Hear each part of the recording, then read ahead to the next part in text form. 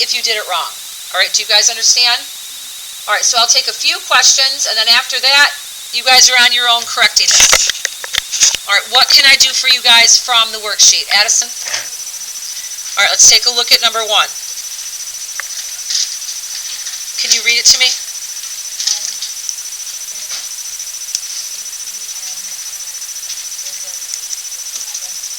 Over 8 to the 7th?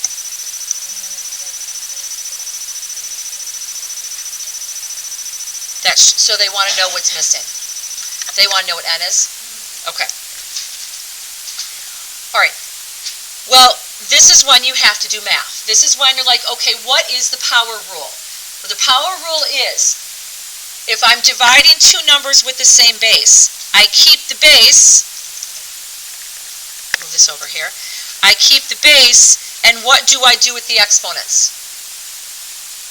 What does the power rule tell me to do? I keep the base, and what do I do with the exponents? Mateo? I do not multiply them. I'm sorry? Nope. I'm dividing two numbers with the same base. I keep the base, so I'm going to keep my base in my numerator, and what do I do with my exponents? Mia? Subtract them. Tell me what I'm subtracting. No, I'm not doing 7 minus, what did you say, 7 minus what? Why would I do 7 minus 2? That's not what I'm subtracting. What am I subtracting here? I'm dividing two numbers with the same base. I keep the base. What do I do with the exponents? Michaela? N minus 7. My numerator exponent minus to my denominator exponent. What do we know that n minus 7 has to equal? What do we know that has to equal? Audrey? No. What does this n minus 7 have to equal? No. What does n minus 7 have to equal? Not what does 8 to the whatever. What does n minus 7 have to equal? Emerson? 2. N minus 7 has to equal 2. That's the equation you guys need to do. So n minus 7 equals 2. Well, I add 7 to both sides, and n equals 9. So n equals 9. That's what you would have to do to figure this one out. You have to use the power rule and set up the math you need to do to solve for the variable. Does that help you? Awesome. What else can I do for you guys? Are there any other questions before we move on? You guys good? No, sit down. We're not all of us getting up to throw our stuff away because that would be everybody. All right, put this away, get your notes out.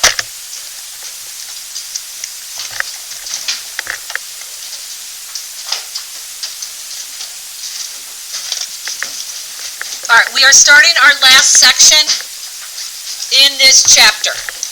All right, Mia, you need to come see me because you've got to take a homework quiz. Okay. All right, so we're starting 4.9. It takes us a little bit in notes in what we're doing, so that's why we have no homework tonight, because it just takes us a little while to get into this stuff.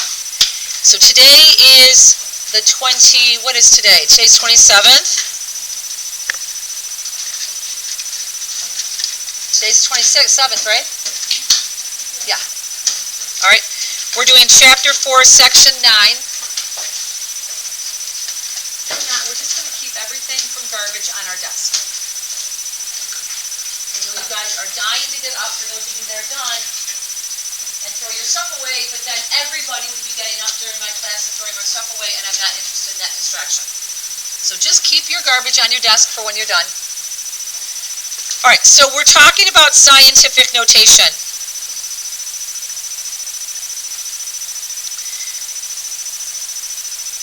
We're talking about scientific notation. Okay. We first need to figure out what scientific notation is. Is it plugged in?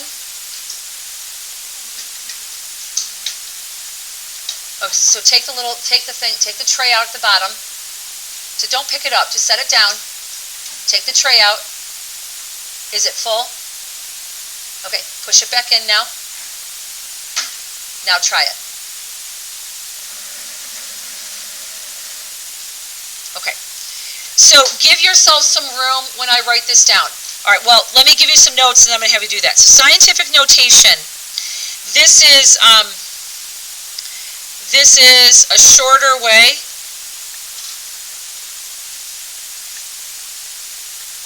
to write numbers that are really, really big. I mean, we can write them with any size number, but it's typically when we have really, really big numbers or really, really small. Really, really big or small. How many of you guys have ever looked at your calculator? Most of you probably do this on your phone.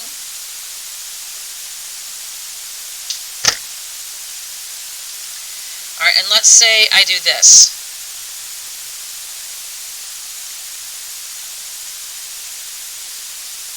How many of you guys have ever seen that?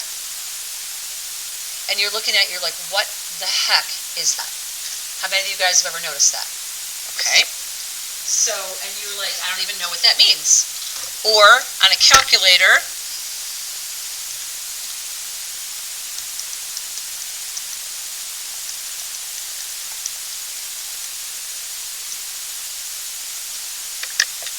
let me show you what this says.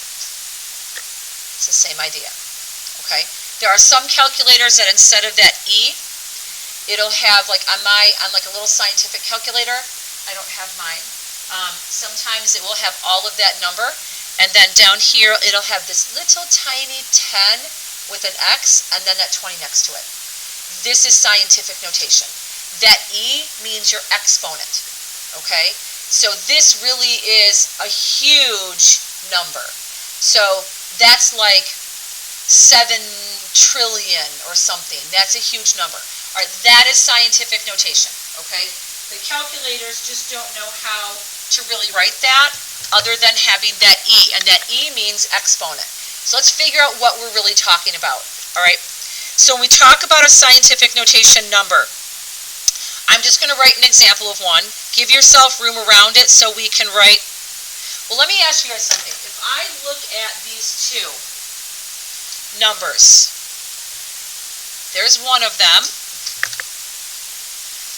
Clear this one out. Let me just make it again. This one. Hang on one second. I'm going to make another one.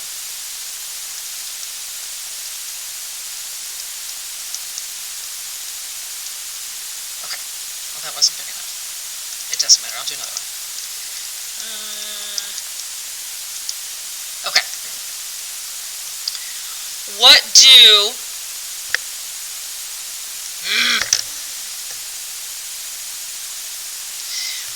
do these have in common? What do these two numbers have in common? Layla?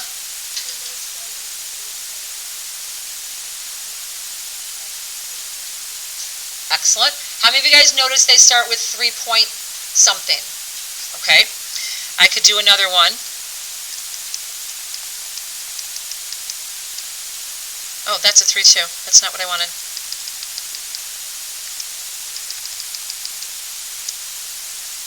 Meh.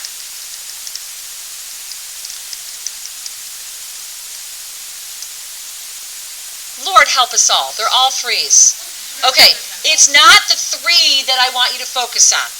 What I want you to focus on is how it's written, okay? So I'm not going to use a 3 because that's really obnoxious. I could have 2.53 times 10 to the 3rd power. This is a scientific notation number. And we're going to take some notes that tell us what, like how we have to write this. There are some very strict rules in writing scientific notation number. All right, so first of all, scientific notation, this is, I'm going to write this off to the side. So when we have scientific notation, it's the multiplication of 2 factors. Remember, factors are the numbers that we're multiplying together. And if you notice, the multiplication symbol is an x, and it will be an x. It's the only place left that we have an x for multiplication in algebra. Yes.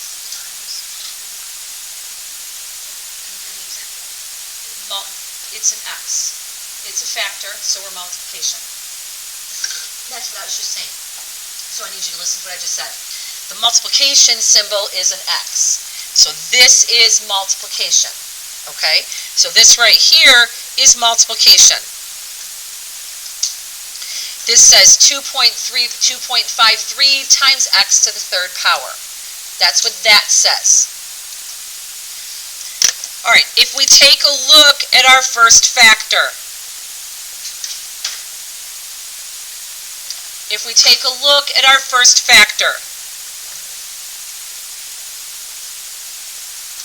Hi.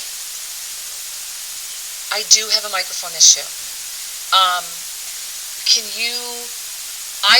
leaving here in like 10 minutes to take my kids down, and this room will be completely free. Do you mind? And do you want to come back here in about 10 minutes and I can walk it through with you? Yes. Sweet. Thank you so much.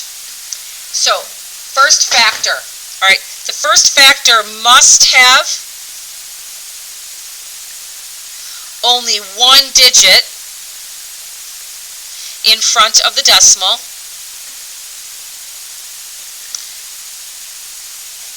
So my first factor must have only one digit. It can't be a 0. So this is it's 1 to 9.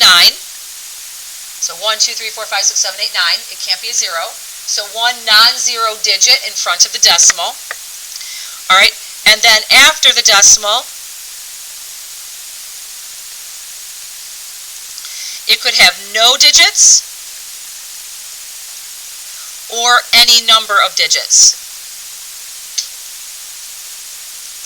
It could have no digits or it could have any number of digits.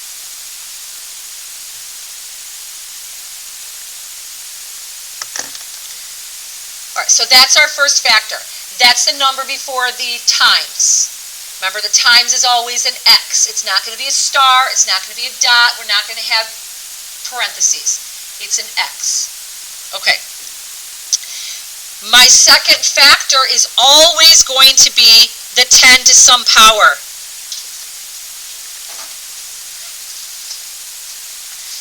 All right, if you're a color coder, you can color code this. If you're not, that's okay. I like to color code so you can see it in my notes better, but that's up to you. It's best for you in your notes. So when I take a look at the second factor,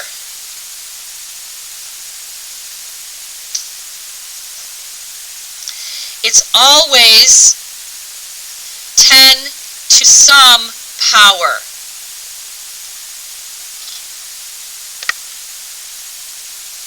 It's always 10 to some power, and that power can be negative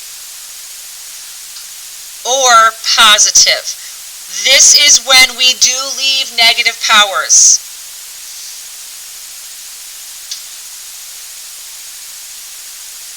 So we are going to leave negative powers when we have scientific notation.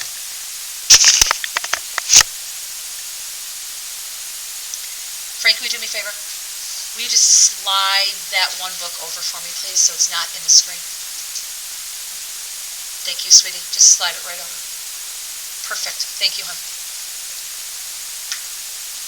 All right, so my first factor has to have a digit, one digit before the decimal.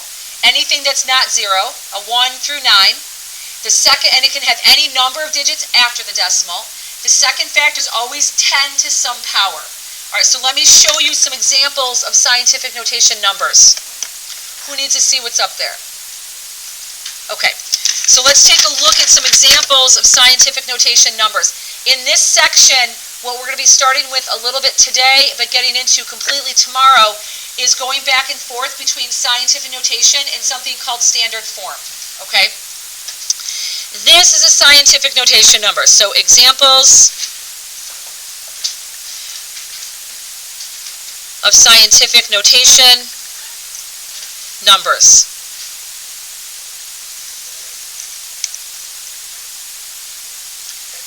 All right, so I have 6.2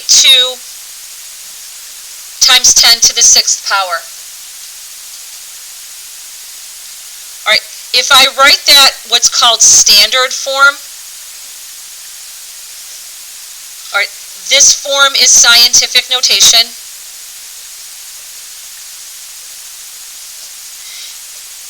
That's the same thing as 6,200,000. So we have scientific notation, we have standard form. Another example might be 3.2 times 10 to the negative 4th. And that's going to be 0.0032.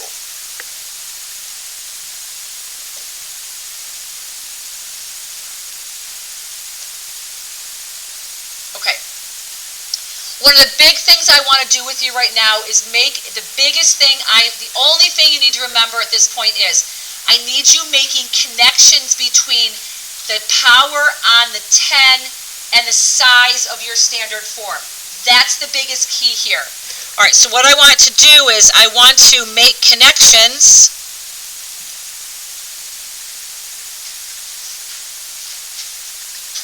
between the sign of the power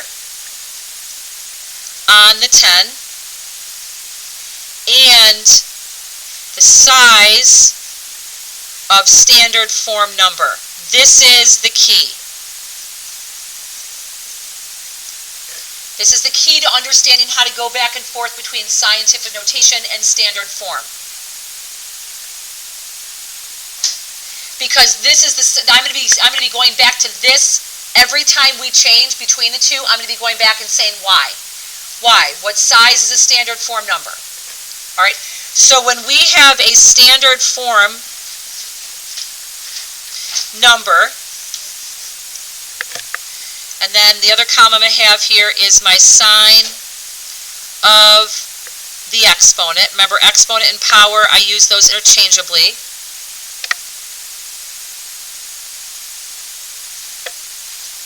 So when my standard form is, I'm going to say really big, but I'm going to give you what that means. This is greater than 10. That's what really big means. The exponent is positive.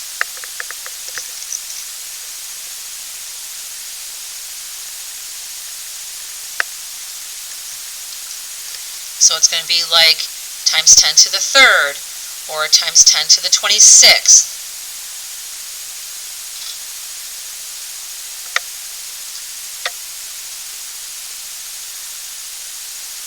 All right, you can see that right here when I hit 2.6 or 6.2 times 10 to the 6th, that's the same thing as 6,200,000. That number's really, really big. So the power on my 10 is positive. All right, and if you look here, what would you say about this standard form number? What size would you call this standard form number here? It's really small. How many of you guys see this is really small? This is like when you were doing your science projects and you're making a cell, the size of those like mitochondria and the little tiny nucleuses or whatever you have in there. They're tiny. And you either wrote them with all these little these zeros on your decimal, or you may have seen them written in scientific notation. How many of you guys have seen these numbers before? Okay. How many of you guys have seen them written in standard form, really small? Okay. So in science, which is usually where we use these, people don't want to write these little tiny numbers. Like from here, from the distance from here to the moon. You're not going to write that in standard form. You're going to write that in scientific notation because that's a lot of zeros. All right. So when we have really, really small numbers, really small standard form, which means less than 1. Usually it's a lot less than 1, but less than 1. We have a negative exponent.